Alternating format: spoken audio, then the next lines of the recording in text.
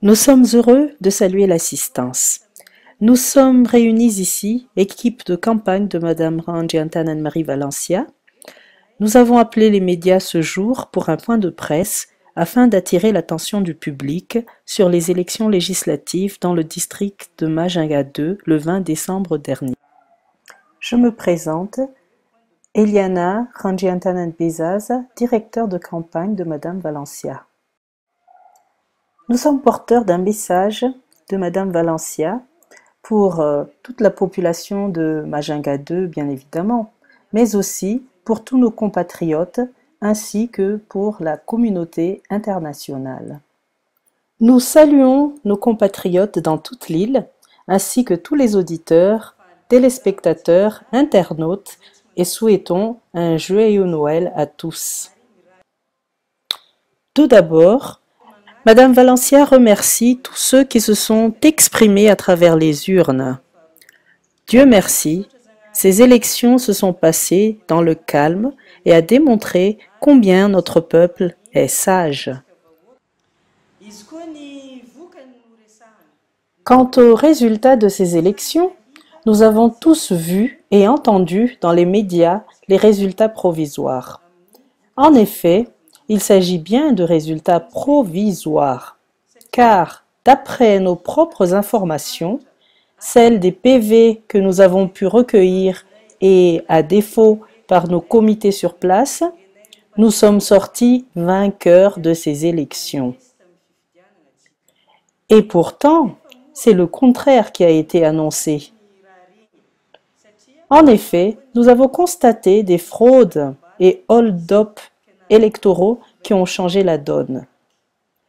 La mission de la commission électorale de district et de la SRMV n'inclut pas dans le traitement de requêtes. Son travail se limite à la centralisation des résultats de tout le district. Ils émettent les remarques qu'ils estiment pertinentes et transmettent le tout au siège du Sénit à Alarobi, dans la capitale.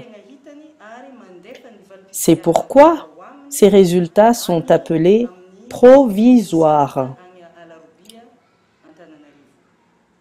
Des changements peuvent encore avoir lieu suite au jugement de la CES ou de la Cour électorale spéciale. Cela signifie que nous luttons encore et ne nous déclarons nullement vaincus. Population de Majinga 2, n'acceptons pas d'être manipulés ni découragés par des résultats encore provisoires. Les fraudes massives et généralisées ont été menées visiblement par des experts. Nous avons même découvert des méthodes dont nous ne savions même pas qu'elles pouvaient exister. Tout se passe comme si les malfaiteurs croient ne pas avoir affaire à des humains qui ont la capacité de réagir, mais à des marionnettes aveugles, sourdes et sans aucune réaction, quoi qu'il arrive. Autant les rassurer immédiatement, non, nous ne sommes pas faits de ce bois-là. Un certain candidat a d'ores et déjà arrosé sa victoire prématurément au vu et au su de tous, alors que rien ne pouvait encore indiquer quoi que ce soit dans ce sens. En plus, il s'est permis de se vanter en public. Beaucoup peuvent en témoigner, en disant, quoi qu'il arrive, que vous le vouliez ou non, c'est forcément qui va gagner. S'il parle ainsi, c'est qu'il est sûr de ses arrières. Il sait ce qu'il a fait ou fait faire. Un proverbe de chez nous dit « Si petit crocodile se permet de bronzer au soleil, c'est qu'il sait pertinemment que maman crocodile est derrière. » Nous aussi, nous aurons bien voulu arroser, mais nous attendons les résultats officiels. Si nous nous sommes tus jusqu'à présent au QG de Madame Valencia, nous avons pris le temps d'analyser la situation. Nous avons bien vu que nous avons affaire à des experts en fraude. Cela nous oblige à engager une lutte difficile auprès des tribunaux. Mais l'issue nous sera favorable car nous œuvrons pour faire connaître la vérité. Si nous prenons la parole ce jour devant vous, les journalistes, c'est parce que nous voulons partager avec vous nos projets. Pendant le temps du silence, toute notre équipe s'est éparpillée dans tout ce grand district de Majinga 2 et s'est efforcée de rassembler les preuves et les témoignages nécessaires pour démontrer les fraudes et affronter les tribunaux. Tout ceci car nous ne pouvons pas nous permettre de faire des déclarations gratuites sans preuves tangibles comme le font les fraudeurs. Aujourd'hui, nous pouvons dire aux électeurs de Madame Valencia de rester sereins car les conditions sont remplies pour déposer une requête sérieuse auprès des tribunaux. Nous avons un dossier bien ficelé, des preuves en béton et nous allons suivre à la lettre les procédures exigées par la loi.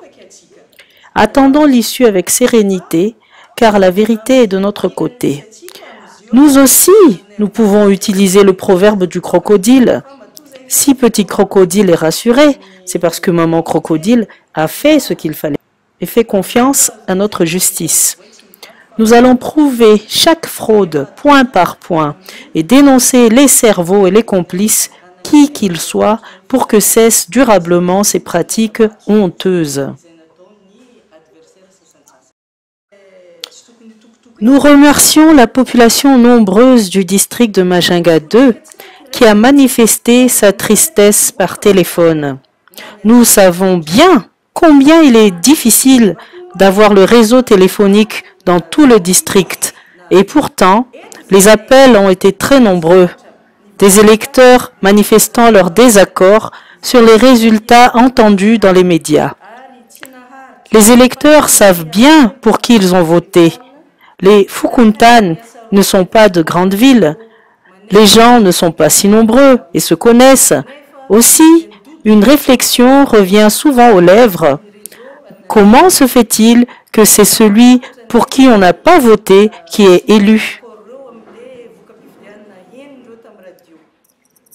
Certains, faute de routes carrossables, sont venus en pirogue de l'extrême nord-ouest du district, à la frontière du district d'Analalav. Ils disent ne pas pouvoir rester sans rien faire en entendant de tels mensonges sur le compte de leur commune. D'autres encore, faute de routes carrossables, ont fait des kilomètres à pied. Pourquoi tout cela? Personne ne veut se laisser faire et tous se donnent la main afin que la vérité éclate au grand jour. C'est bien la première fois qu'il y a de tels événements dans le district de Majinga 2. Nous avions déjà décidé de réagir contre ces fraudes. Mais le fait de savoir toute une population derrière nous nous encourage d'autant plus à refuser jusqu'au bout que l'on manipule le choix du peuple. C'est bien le seul droit qui reste à chaque citoyen pour exprimer sa souveraineté dans un pays qui se veut démocratique. Mais ce droit, des inconscients, sans foi ni loi, osent le voler et le manipuler tout simplement. Madame Valencia, élue ou pas, a le devoir et la responsabilité de réagir pour protéger le choix du peuple et récupérer ce qui a été volé. Il faut maintenant arrêter avec les pratiques politiques d'appauvrissement et antidémocratiques dignes de l'époque de l'esclavage. Les menaces, forcing, la loi du plus fort et celui du plus riche, il est grand temps que nous prenions conscience que nous sommes des citoyens avec des droits et des devoirs et des aspirations pour un vrai développement économique et humain qui correspondent à notre culture et à notre idée de la liberté. Nous lançons un appel à Madame Béatrice Atala, présidente nationale du Sénit.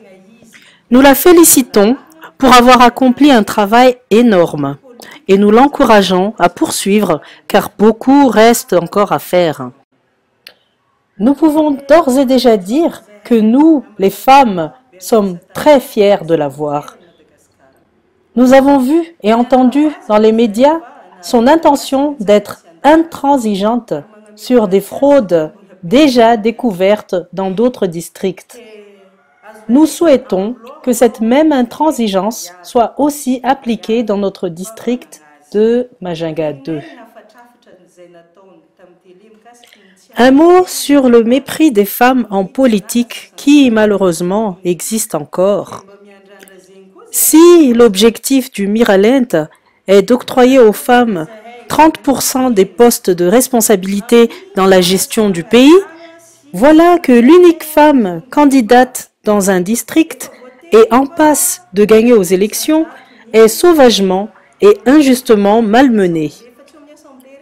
Un mot également pour les observateurs des élections, nationaux et internationaux. Il est vrai qu'il y avait quelques observateurs dans le district de Majunga 2, mais uniquement aux alentours des routes goudronnées et accessibles en voiture. Or, la très grande majorité des bureaux de vote est difficile d'accès. Du coup, les fraudeurs, sachant que les observateurs ne viendront jamais, ont toute latitude pour accomplir tranquillement leurs méfaits et savent que ça a toujours marché et que ça marchera toujours tant que ce système continuera ainsi. La suite logique est un appel à la communauté internationale. S'il vous plaît, ayez comme priorité la vraie sortie de crise, mais pas la célérité pour sortir les résultats. Cela nous nuit, nous les paysans, qui sommes la majorité des Malgaches. Ne vous contentez pas du sentiment du devoir accompli dans les temps, mais prenez le temps nécessaire pour régler véritablement cette crise qui a duré plus de 5 ans et pour laquelle vous avez déjà investi énormément de temps et d'argent. S'il le faut, mesdames et messieurs les internationaux qui finançaient nos élections, financez donc le temps nécessaire, supplémentaire, s'il fallait recompter des voix afin de sortir définitivement de cette crise politique. Non seulement les anomalies s'annoncent très nombreuses, mais nous avons déjà entendu dans les médias que la CES est déjà submergée par les requêtes, alors que nous n'en sommes qu'au début. Les premières requêtes déposées sont sans doute celles des localités faciles d'accès. Or, les fraudes se font en majorité dans les localités enclavées comme les nôtres, qui sont les plus nombreuses. S'il vous plaît, prenez en compte les intérêts des paysans, même si ce n'est pas évident pour vous, car, en général, nous ne nous manifestons pas. En effet, nous ne sommes ni à Tanaville, ni à Tamataville, ni à Diegoville, mais bien en brousse profonde, et on ne nous voit pas. Nous sommes pourtant les plus nombreux, mais nous nous sentons délaissés et inconsidérés. Pour terminer, Madame Valencia remercie tous les électeurs pour leur comportement digne le jour des élections. Cela démontre bien notre patriotisme et notre volonté d'aller de l'avant. Cependant, nous sommes tout juste entrés en zone de turbulence. Nous recommandons à tous de vaquer aux occupations quotidiennes dans le calme. Plutôt que de se disputer entre nous, prions pour que la vérité éclate. En politique, ce sont les idées et les opinions qui s'affrontent et non pas les hommes. Point n'est besoin de violence dans l'affrontement des idées. Gardons notre société dans la paix. Toute l'équipe du QG de Madame Valencia souhaite un joyeux Noël et une bonne année 2014 à tous.